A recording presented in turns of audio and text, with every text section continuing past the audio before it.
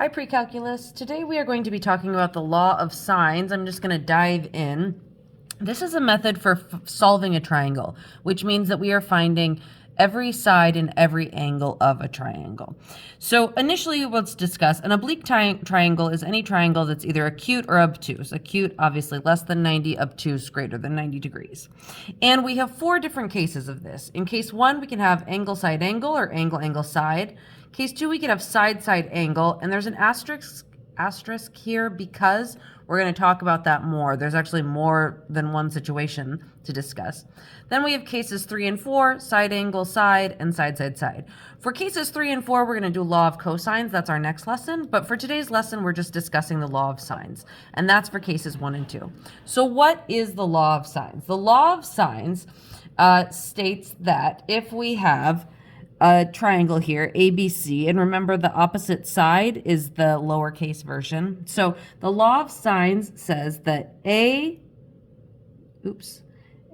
over the sine of A is equal to B over the sine of B, which is equal to C over the sine of C. And we can use that information to actually solve a triangle given some additional information. Okay, so let's go through some examples of that. So we're given a triangle here, and we're asked to find the missing side and angles, but we're given that A is 64 degrees, C is 82 degrees, and side C is 14 inches. So this is 14 inches, right? This angle here is 82 degrees, and this angle here is 64 degrees, okay? So the first, to find angle B, that's pretty easy. We're just going to take 180 minus 82 plus 64. So that's going to be 180 minus, I'll just do it real quick, 82 plus 64 is 146. So that is 34 degrees, okay? Easy. And then we need to find our missing sides. So we need to find side A and side B. Well, side A over sine of 64 is equal to 14 over the sine of 82. So A is equal to 14 times the sine of 64 over the sine of 82, which my calculator is in degrees, and I'm going to put that in. So I have 14 times the sine of 64. Oops, that's wrong. 14 times the sine of 64 divided by the sine of 82, and I get 12.71. And finally, so we found this. This is 12.71. That should be inches. I should use labels here. This was 34 degrees, and I need to find side B. So side B over the sine of 34 is equal to, and I'm going to use the same thing that I had before, 14 over sine of 82. So B is equal to 14 times the sine of 34 over sine of 82, which is equal to, pause, that's equal to 7.91, okay, 7.91 inches. Okay, so not too bad. All right, let's do another example. Find the missing sides and angle given that A is 40 degrees, C is 22.5 degrees, and B is 12 feet. All right, so first we want to find angle B. That's going to be our easiest. Angle B is equal to 180 minus 40 plus 22.5. So that's equal to 180 minus 62.5, which equals 117.5 degrees. Then we need to find side A and side C. Well, side A over the sine of 40 is equal to 12 over 117.5. Put this in the calculator. I get A is equal to 2.70 feet. And for side C, I'm going to say C over the sine of 22.5 is equal to 12 over 117.5. So put that in the calculator and I get C is equal to about 5.18 feet. All right, good. Let's talk about something a little more complicated, this ambiguous case that I kind of mentioned before with the asterisk. Well, the ambiguous case, which deals with side-side angle, in that case, we can have one solution, two different triangle solutions, or no solution. And when we have this, first what we do is solve the first triangle if possible. Then we take 180 minus the first angle found, what that's equal to, add the given angle, and compare the sum to 180. So let's go through 3 examples of these cases. All right, case number 1, we have one solution only. We're given A is 123 degrees. Side A is 47 and side C is 23. Okay, so we need to find angles C and B and side B.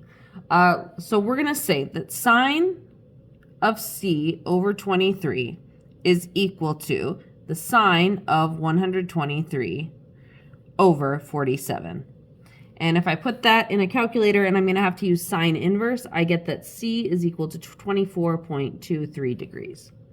Now I've got this angle, so I've got 24.23 degrees. There's a decimal there.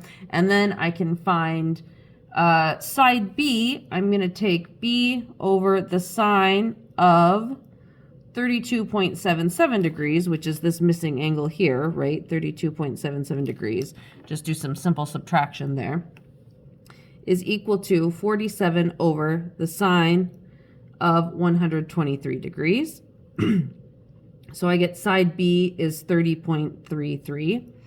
And I need to find that missing side, which is side C.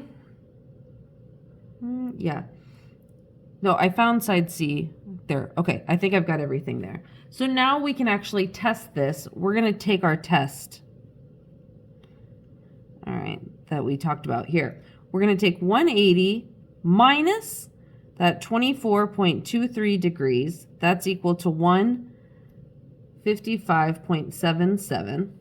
And if I take 155.77 plus 123, right, that is going to give me 278.77, which is greater than 180. So that's how I know I only have one triangle, right? Because my triangle, of course, can't be more than 180 degrees. All right, let's do another example. Here we have 2 solutions. A is 35 degrees. Side A is 12. Side B is 16. So first, I need to find my angle B. I'm going to say the sine of B1, and I'm going to use B1 because I know I have 2 solutions here, over 16 is equal to the sine of 35 over 12. If I put this in a calculator, I get B is equal to about 49.89 degrees. Then I can find side C with some subtraction, and I get C, I should see C1, is equal to 95.11 degrees. Okay. Now I can do that test again. I'm going to take 180 minus 49.89 degrees. That gives me 130.11 degrees. And if I add 35 degrees, that what I was given, I'm going to get 165.11 degrees, which is less than 180. So now I know I've got another solution. So I have to find that. Well, B2 is going to be equal to B2 is going to be equal to the supplementary angle of what I found here. So B2 is actually equal to, well, sorry, B2 is equal to 130.11, sorry, supplementary to this angle, I should say, okay? And C2 is going to be equal to 180 minus that plus 35, which is going to be 14.89 degrees, okay? So I can finish finding all of this.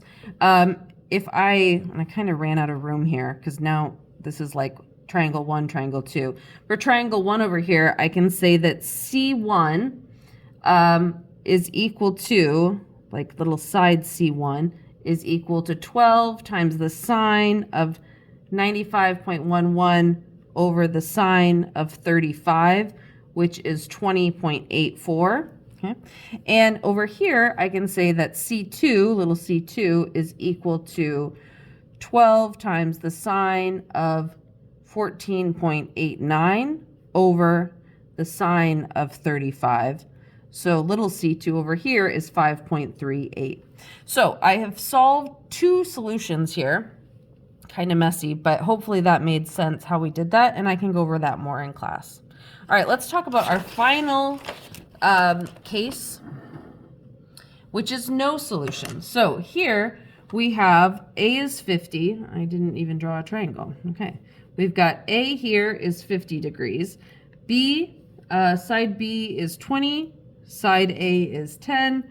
This is C, C. All right. A, B equals A. There we go. All right. So we're going to say that the sine of B over 20 is equal to the sine of 50 over 10. So if I put this into the calculator, I'm going to get, I'm going to have B is equal to sine inverse of 20 times the sine of 50 over 10. So 20 times, sine inverse of 20 times the sine of 50 divided by 10. I probably should have put another parentheses in here, but I get a domain error. So there's domain error, no solution here. Okay, all right. Finally, let's do one example where we're asked to find the area of an oblique triangle. Find the area of a triangle with side lengths of 8 and 12 meters and an included angle of 135. Well, here we're given the area of an oblique triangle. So we can say that the area is equal to 1/2 times 12 times 8 times the sine of 135. Put that in a calculator and we get 33.94 meters squared. Okay, hopefully that made sense. We'll go over it in class. Any questions, please bring them, and I'll talk to you later. Bye.